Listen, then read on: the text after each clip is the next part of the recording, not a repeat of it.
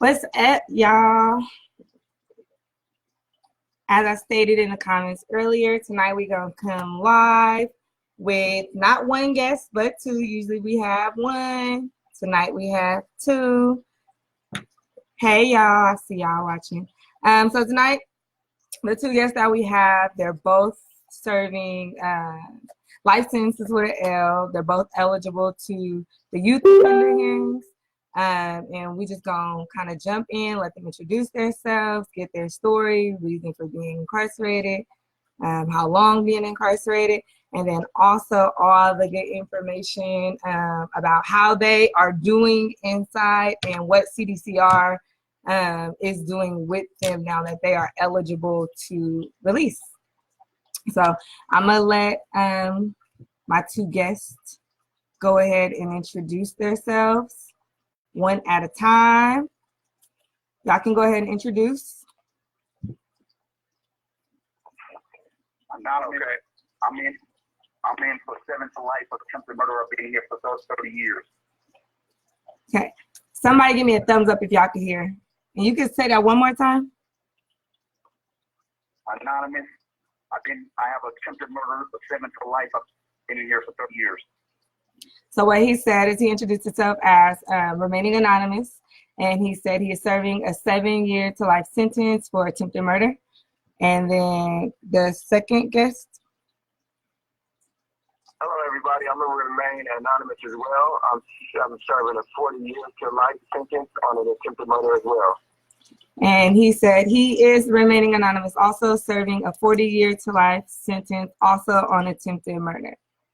So tonight we're going to focus on our anonymous guest who's serving the 7-year to life. We're going to get his story first, and then in between we're going to kind of chop game with, I hate to refer to y'all like this, so we're just going to say guest A, which is 7 years to life, and guest B, which is 40 years to life.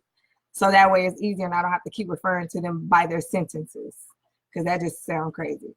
Okay, so we're going to focus more on guest A and then get input from guest B and go from there, see how that works. I can't really fill you guys in on more than that because I don't know. I'm learning at the same time as y'all. So let's see. I'll say, okay, so guest A, if you could tell me a little bit about, like, how long have you been incarcerated? 30 years. I'm 7 years to life sentence. You've been incarcerated for 30 years. Yes, ma'am. All right, you want to tell us a little bit about your case or what happened to lead you into your sentence? Well, yes, I shot someone. I'm sorry, what was that? I shot someone. Oh, okay, so you shot someone. Do you want to elaborate more, or is that too much to ask? Well, yes, I shot someone over drug addict, yes. Okay, so yeah. You shot someone over drug addict. So through your time of incarceration, you've been in prison for 30 years. Would you say that you've had rehabilitation offered to you, or that you've learned or changed, or how, like, what do you think in the 30 years has changed to where you're ready to come home? Well, yes, and when I first started off, it started off rough. I was getting into a lot of trouble and everything, but my life changed about 15 years ago, and I started getting right up to everything at that time, and my life changed. I started going to more groups and trying to get my life together to better myself. That's when I really started loving myself. That way I could start loving other people, and that's when my life changed. So you're saying you basically stopped getting in trouble completely? Yes, ma'am. Only got 2 write-ups in the last 15 years. In the last 16 years?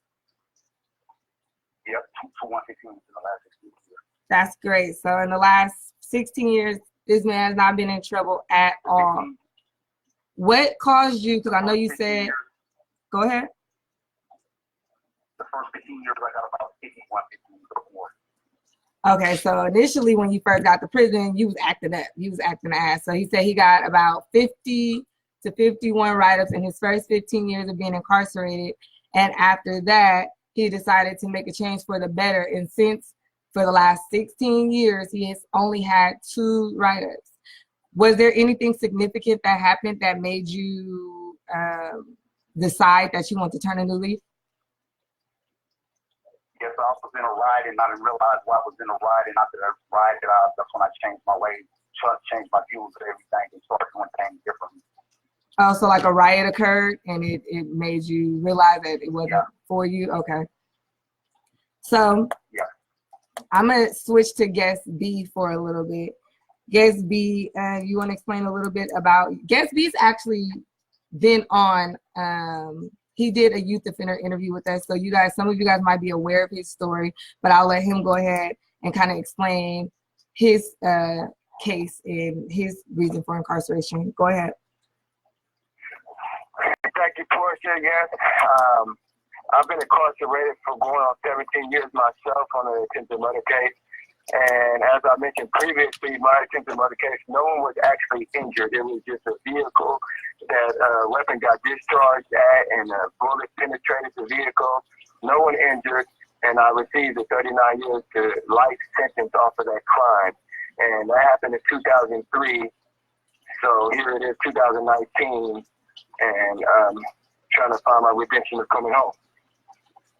Yeah, that's crazy. Anisha, she said, wow, you know, to hear your case specifically, it's just kind of hard to believe. I don't know if you just mentioned the fact that you've never been in juvenile, you've never had an adult record, you got into a shooting incident with no victims after these people had shot at you, and on your first offense received 39 years to life. Correct. Absolutely zero criminal history prior to this incident. And that didn't have any weight when it came down to sentencing. I received the absolute maximum, despite the fact that no one was injured in my entire crime. So hearing this story from guest number A is also revealing, because as he mentioned, shooting an individual, his sentence was 7 years to life. Here I am in the same situation. We have the same classification of crime, which is attempted murder. But in my case, no one even got injured, but I have 39 years to life. Right. And it's just unfortunate that, you know, this for me is a classic example of what the guests, the viewers, the people who watch need to know, is that, you know, your cases are similar in the way that there was, you know, a shooting, but one of you actually had a victim, which is guest A, and you know his victim was shot but survived, clearly attempted murder, versus you shot and had no victim, had no one hurt at all, but received attempted murder also and got 39 years to life. Which, you know, I'm not saying that, you know, guest A, that you know, you deserved or you did not deserve or anything like that. I'm just saying that for two people to have committed crimes that are similar, how is the difference of numbers, 39 to life, 7 to life, so different for a crime versus one of you actually have a victim and one does not? You know what I mean? So it just shows no symmetry in the way that CDCR is able to sentence people in, I'm not even going to say just in California, in the Department of Corrections in the United States. Agreed. So, guest A. Yes, I agree. I agree. Yes, I agree with that. I want to come back to you and just kind of, you know, fast forward. So you say you've not been in trouble for the last 16 years, and then boom, here comes the youth offender bill. It passes. Celebrate, because both of you are eligible. So how did it feel to, you know, realize that you're serving a 7 to life sentence, 30 years that went by? Because, you know, initially, did you feel like, you know, oh, I have to do 7 years and then I'll be able to get out? Well, yes, you're eligible. I think you do 7 years, you're eligible to go to board to be released. Right. So did you feel that after doing 7 years, you would actually be released? No, I didn't feel that. Okay. Because I know people, because I've seen people in here before me that's in here right now and stuff that also have 7 to life that's been here longer than me. Okay, so you were more so aware that even with a 7 to life sentence, meaning yes, I'm eligible after 7 years, that probably still doesn't mean that they will let me go.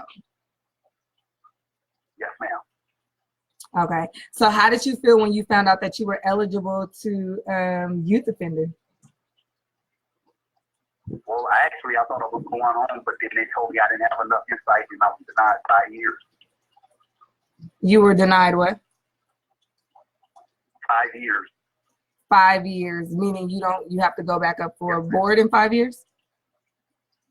Yes, ma'am. Or I could put a petition to advance and go before then. Okay, so now I just want to pause and rewind this right here because I want to make sure that everybody understood that this is speaking about the new youth offender bill that just passed. Both of these men who are facing numbers in a life sentence are eligible. They both committed their crimes as youth.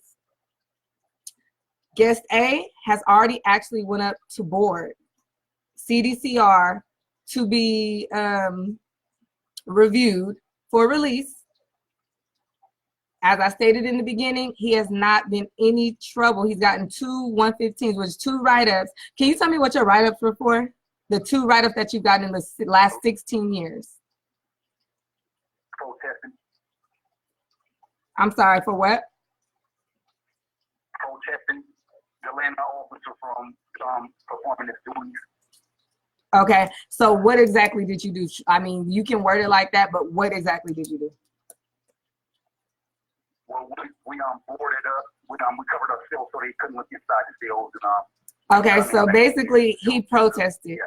He protested inside. Something wasn't going the way that he wanted to, so they protested inside. That's what his write-up was for. No violence, right? No. No causing any harm to anyone? No, ma'am. Okay. No one.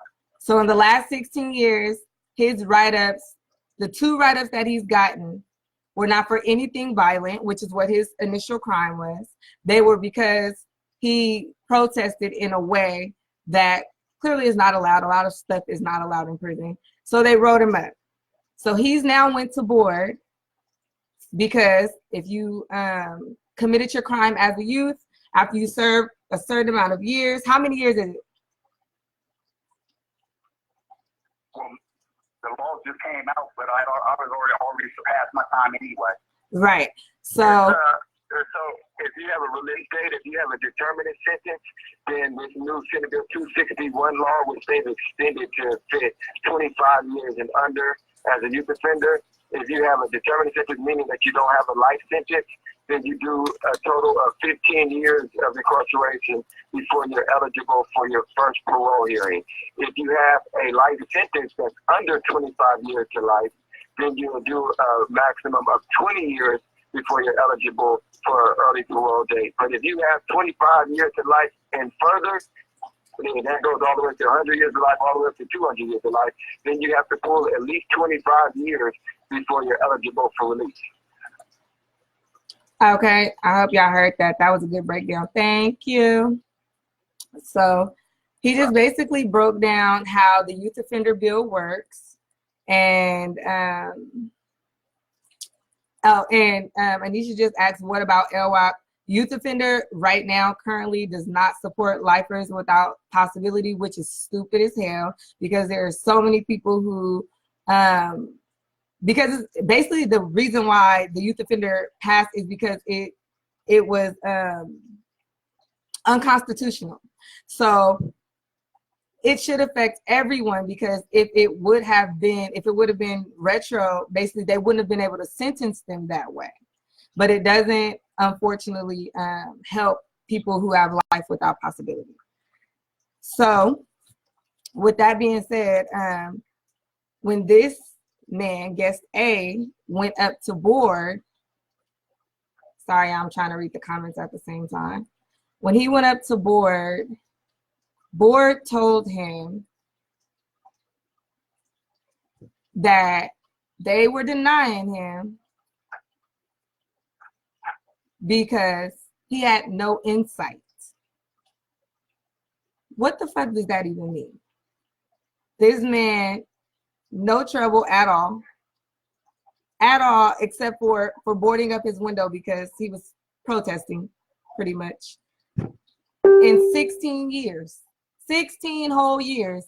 And they denied him parole from something that he did when he was a child. And I'm sorry, I do want to just say this because I believe you mentioned to me before, guest A, that your victim is even okay with the release, correct? No, his nephew is his nephew was married to my sister. Okay, so the victim's family member is now married to your sister. Yes, with your niece and three nephews. So they're basically y'all related now through marriage. Yeah. Okay.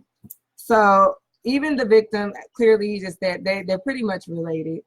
They're okay with him coming home.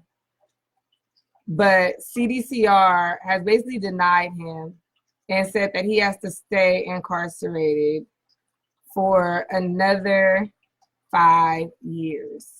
And that's exactly, Nisha said it just right there. Like she said, Anisha said the board played too many games. The board has too much control.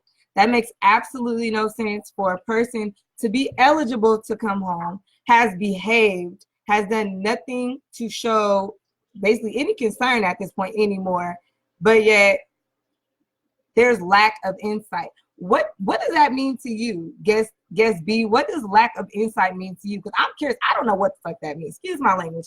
I don't know what that means. Like, what the hell does that mean? Guest two, if y'all have something to say, what does lack of insight mean to y'all? You deny me going home after I spent 30 years in prison and say I have lack of insight. What does that mean to y'all? Well, to me, which I am guest B, it seems as if it's an excuse to keep people incarcerated by giving the board the power to analyze from their personal perspective whether a person has been rehabilitated or whether a person has insight of their crime. And I'm just going to say it like this. I've been incarcerated for going on 17 years, as I mentioned earlier. I am also eligible for youth offender parole hearing, which I go in 2022. And your story that I'm hearing right now is affecting me as well because I inspired to go in front of these people and show them my changes since the time I committed my crime. But hearing testimony like his, he hasn't had a 115 or infraction within the last 10 to 15 years. I've had infractions within the last 3 years. They say that the requirement is 5 years. So I'm barely fitting the criteria that they're setting forth for me. Here it is. This man has double that time clean, and then they release him because they, as humans, feel like he didn't explain himself right to avoid his insight of the crime that he committed. I don't feel that it's fair. I think that his positive programming and him refraining from getting these infractions proves that despite the fact that he might have not articulated himself right, that his insight is proven within his conduct. Now, I have to appear in front of these same people that denied him with less clean time than him. And how is that supposed to give me some motivation to stay positive, knowing that this is how they're coming up with excuses to keep us incarcerated? It's sad, and I understand exactly what you're saying, you know, considering the fact that he's been denied with, if you ask me, with no good reason. No one's answered that yet. What the hell does insight, like, what does that mean? Insight into what? You know, T. Marie said, she said the same thing. She said, that's awful. I don't know what that means. You know, what is he lacking insight in? Did they write that in your paperwork when they denied you? Did they write, we are denying you based on lack of insight? Yes, ma'am. I answered all the questions. I just didn't go into great detail, but everything they asked me, I answered. Wow. So, you know, it leads me to wonder, you know, with California, you know, wanting to put themselves out there as making this great example for the rest of the United States, as the lead, the top, you know, state in prison reform, even though we the damn capital in prisons in general. We got 40 prisons and they fill to the max. You know, is it real? Because yes, the bills are there, but who the hell is getting out? They denying people like you who haven't been in trouble in 16 years. Why? Portia, can I ask him a couple questions? Absolutely. Guest day. So we're in similar situations, bro. We're being incarcerated and both aspire to go home to be with our family, trying to positive program to meet these bills that they put out so we can seek our freedom. So I just want to know, man, because I know how I feel about going up towards the board. I'm kind of confident in my positive programming, considering I'm refraining from doing anything that can give these people the right to deny me. However, like I said earlier, I don't have that much clean time in, bro. So I'm trying to figure out, how did you feel going into this board meeting with 10 years clean? I'll tell you what, if I was going in there, I would feel like I'm coming home that day, because I feel like I'm established positive programming through my conduct. So how did you feel going into that room, and then how did you feel getting the news that you've been denied, knowing that you tried your best and actually demonstrated positive programming? Well, when I went in, the day I went in, I thought I was going home. Oh. When they told me, what they told me after, about the 5 years and everything, I was heartbroken. But I came back, I still was positive, and I still had to move forward. I can't let it hold me back. And I just had to move forward just to try to go on the next time. And what about your family? Because I'm pretty sure everyone in your family that you're close to knows your testimony, knows your journey. How did they take the fact that they know you refrain from doing anything illegal after all these years, and then when you go in front of these 5 or 6 people who's in the United States that judges us, and then these people say, okay, we acknowledge the fact that he hasn't had a write-up. We acknowledge the fact that he's taken this program, but he's lacking insight, so we're going to deny this man a chance to go home. That was also heartbroken. They feel sad about it right now. Do you have children? No. What's the petition that you brought up? I know you said that once they denied you, that they said that you can file some kind of motion to have another hearing. She can put in a petition to advance when you have say for instance, I just got a new trade and stuff, so I can turn that in and get some laboratory chronos and more group chronos and things, and I can petition to advance. When I you want to ask, because I'm not sure if this was mentioned. Is that your first parole hearing? No, 10th. That was your what? 10th. 10th. You said you've been in parole hearing 10 times? Yeah. 10 times, 30 years, 7. How you been 10 times? So how many, you go how often? I was going every 2 years until a martial law changed. Okay. Wow. And once again, what's so striking to me is I've been incarcerated for 17 consecutive years, and I have yet to go to one. So you've been incarcerated 17 years and you haven't went to a parole board hearing at all, but that's because technically without the youth offender, you weren't eligible for parole until after you served 39 years. Absolutely. So that's... Right. So he did his 7 years, 4.5 times up to date. Yeah. Yes, sir. When you went up to board, this is just a neat question. When you went up to board, are you represented by anyone? Right. Yeah. We have a lawyer. Yeah. Okay. Paid or provided? This one was provided.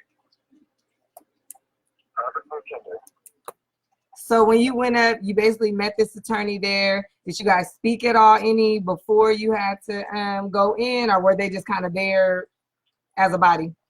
Yeah, I spoke to him one time before I went, then I spoke to him briefly before I went in. And what did he say when, you know, when you spoke with him? What did he say? Did he, you know, feel the same way as you, like you have great ass chances to go home, or what?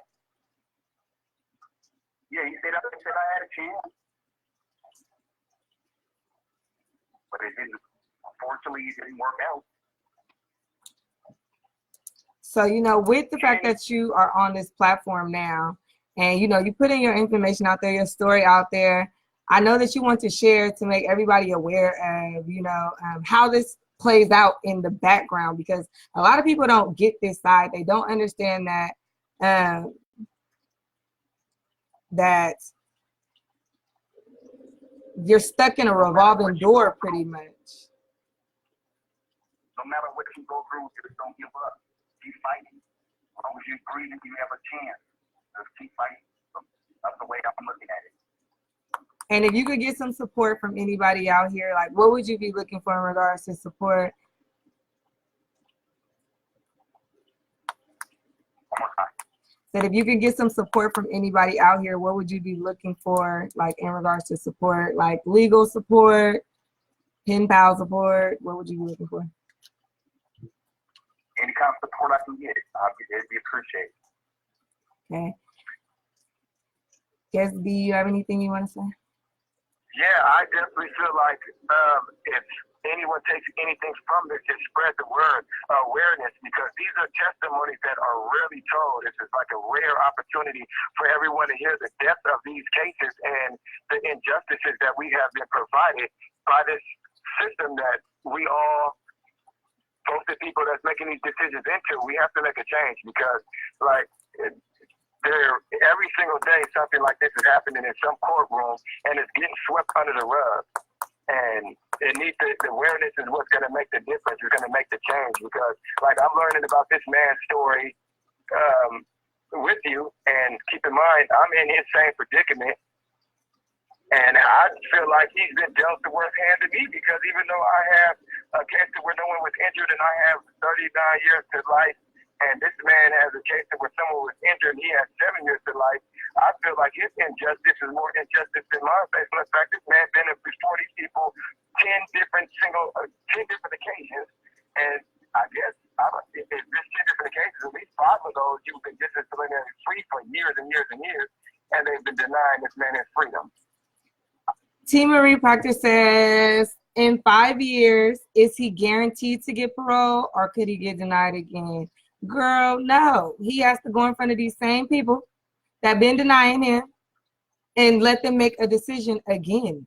There is no guarantee, because his maximum time is life. So when he goes up, it's pretty much bargaining, even though he's been doing everything right. He's behaving, he's doing what's right, but they have that L over him, so they will be able to deny or grant.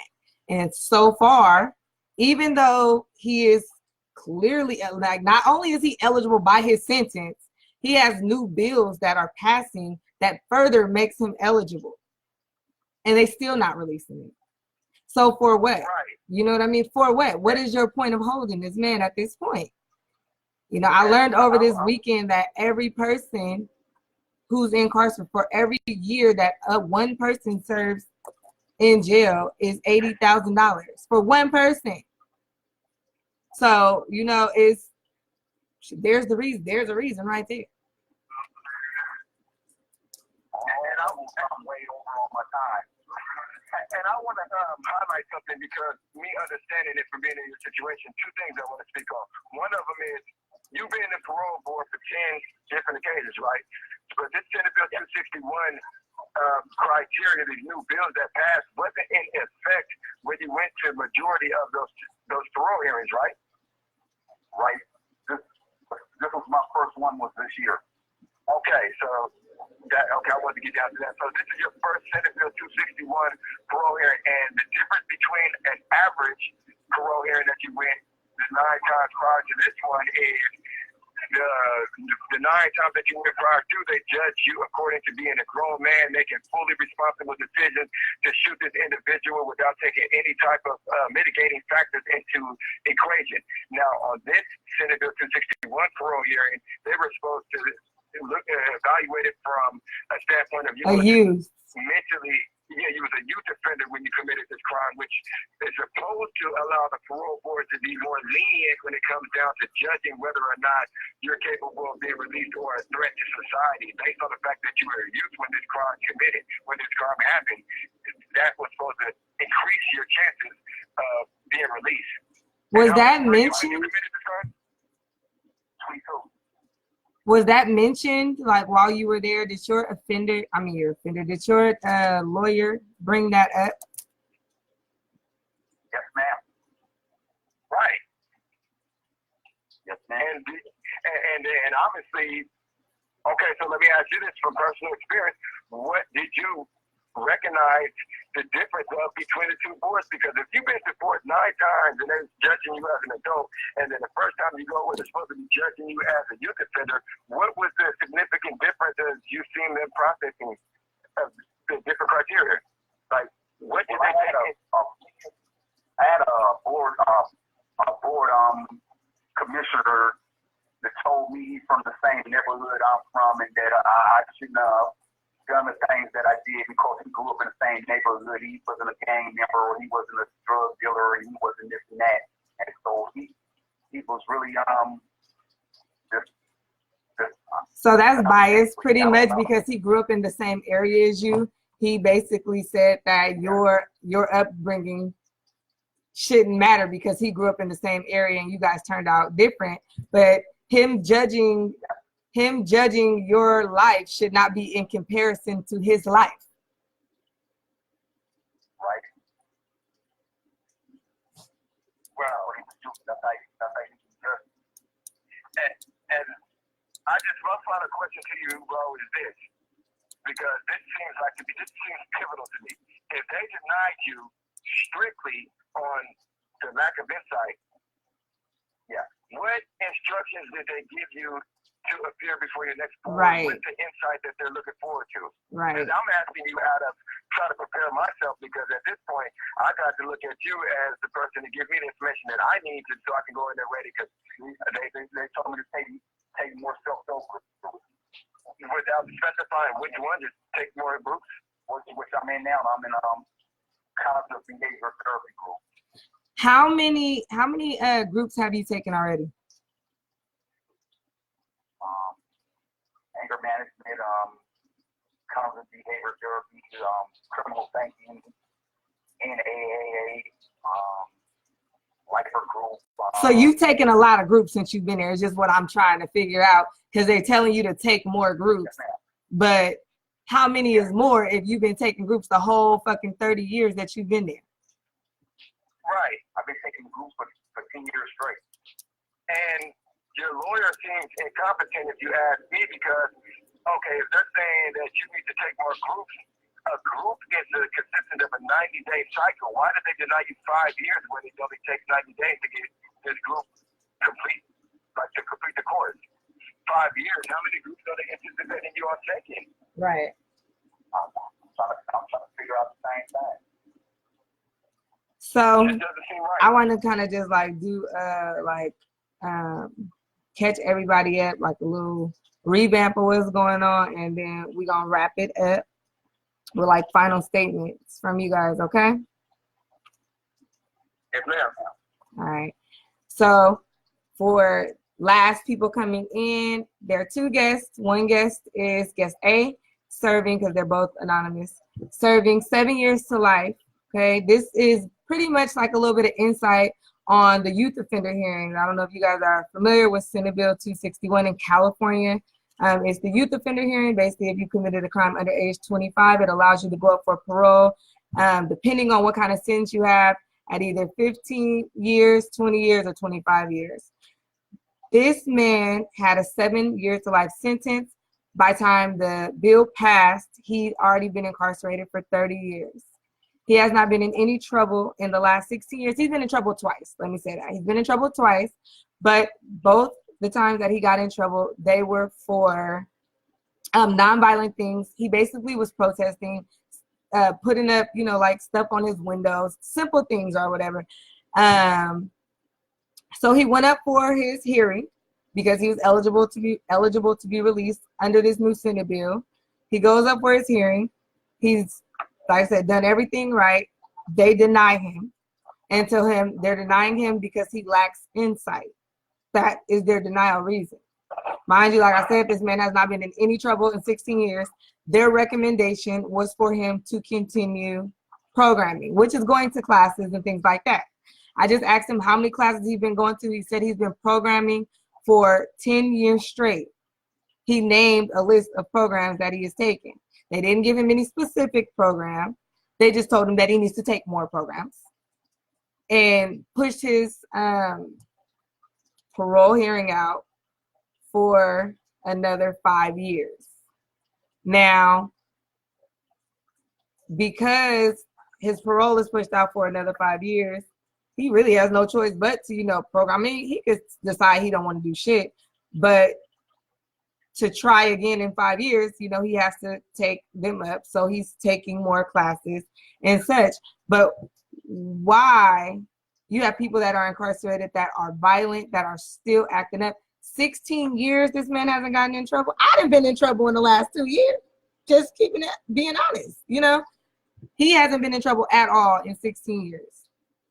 So for a person to be eligible to go up for all these new bills that are passing, and this is what prison reform is supposed to be about, it makes you really wonder, what is CDCR doing? I mean, what is your reason for holding this man at this point?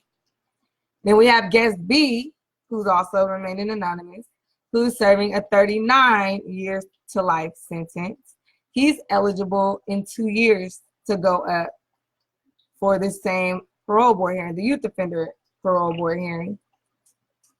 Now, when he goes up, listening to this story of this man was 7 to life. Let me just tell you the difference of their stories. 7 to life actually shot a person. He had a victim. The victim is now okay with him. The victim actually married someone in this man's family, so they're related now through marriage. They're fine. Guest B had no victims. He was in a shootout, has no victims at all. No one was hurt. He shot up area. Nobody was shot, hurt. He received 39 years to life on his first offense. Never in trouble as a juvenile or adult. Got 39 years to life and will be eligible in 2 years to go up to board. So listening to this man's story, who's just was denied, basically,